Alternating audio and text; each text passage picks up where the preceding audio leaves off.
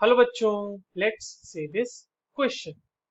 Nucleophile plus MEOTS उसका reaction कराया जा रहा है DMSO के प्रेजेंस में। वहां से मिल रहा है हमें MENU और TSO माइनस होगा। ये बच्चों R यहाँ पर लिख दिया गया है, ये ऐसा R नहीं होगा, यहाँ पे सिंपली माइनस होगा। ठीक है, this R will be not here. तो ठीक है, ये हमारे पास एक न्यूक्लियोफिलिक सब्स्टिट्यूशन रिएक्शन दे दी गई है और उसमें कहा जा रहा है कि this is a SN2 reaction where nucleophile attacks MEOTS in the rate determining step to give the product. Rate of this reaction increases with the concentration as well as nucleophilicity of the nucleophile. Match करना है column 1 को column 2 के साथ। Column 1 में हमारे पास nucleophile given है और column 2 में रिलेटिव रेट दिया हुआ है, और इसके जो प्रोबेबल हमारे पास मैच के पेयर्स हो सकते हैं वो हमारे पास ऑप्शंस में गिवन है। तो चलिए इस क्वेश्चन को सॉल्व कर लेते हैं बच्चों, और सबसे पहले ये देखते हैं कि इस क्वेश्चन को सॉल्व करने के लिए हमें कौन से की कॉन्सेप्ट की जरूरत होगी। देखिए यहाँ पे SN2 मैकेनिज्म, पहले तो हमें थोड़ा सा उसका आइडिया होना चाहिए। दूसरी चीज हमें पता होनी चाहिए कि न्यूक्लियोफिलिसिटी आखिर होती क्या है, उससे मतलब वो किस चीज से इफेक्ट होती है, तभी तो हम कंपेयर कर पाएंगे ना।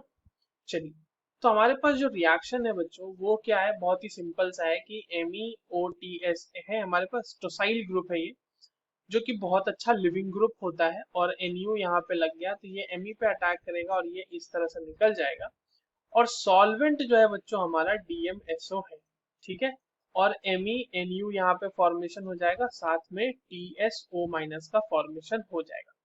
अब देखिए बच्चों, DMSO जो है ना, डाइमिथाइल सल्फोक्साइड, यानी कि ये कुछ इस तरीके का देखने में हमारा होता है ये सॉल्वेंट। ये जो सॉल्वेंट है ये हमारा पोलर एप्रोटिक सॉल्वेंट है। पोलर सॉल्वेंट है बट एप्रोटिक सॉल्वेंट है, इससे H+ का डोनेशन पॉसिबल नहीं है।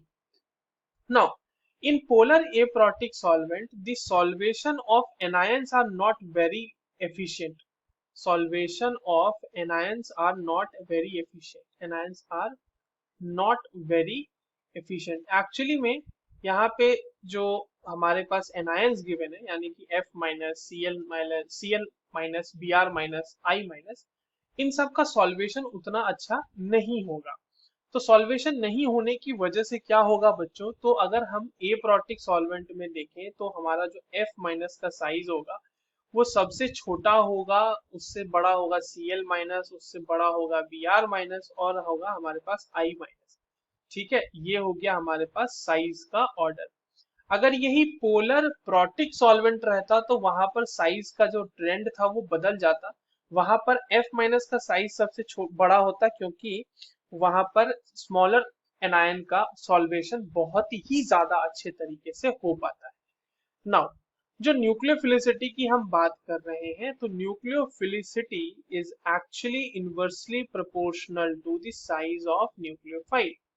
जितना बड़ा साइज हमारा न्यूक्लियोफाइल रहेगा उसकी न्यूक्लियोफिलिसिटी, यानी कि न्यूक्लियोफाइल की तरह अटैक करने की टेंडेंसी उसकी उतनी कम रहेगी।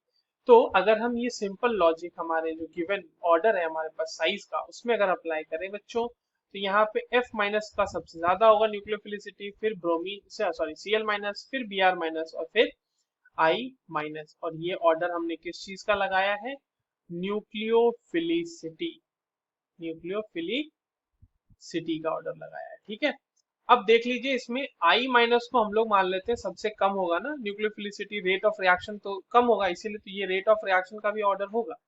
मतलब I माइनस से F माइनस, तो रेट ऑफ रिएक्शन का भी सेम ही ऑर्डर होने वाला है, क्योंकि न्यूक्लियोफिलिसिटी पे भी डिपेंड कर रहा है हमारा rate of reaction.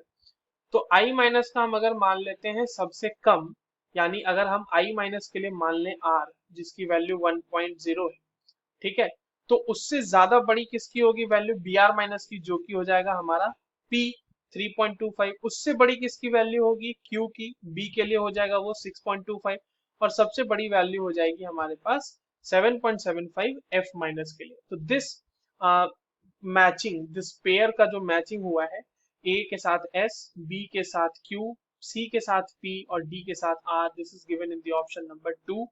I hope you understood this well. All the very best.